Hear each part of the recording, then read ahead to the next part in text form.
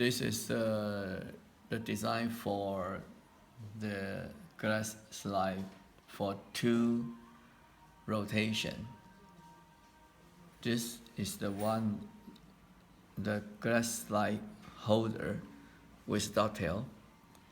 You could take this off. You can upside down.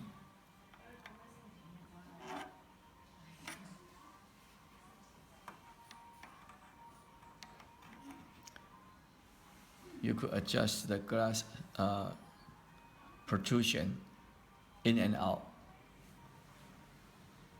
And you could set out the height cautiously, unscrew those set screws. You could up and down the whole mechanism. Those 3 set screws, there are 3 set screws at the front, and there's 3 set screws at the rear side. And this is the motion for tilt. And this is the motion for here. I show you. You can see over here. You see the motion.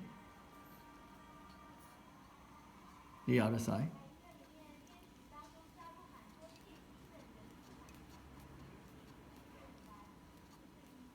Okay. And I show you the other inclination here. You can see over here. You can see the glass.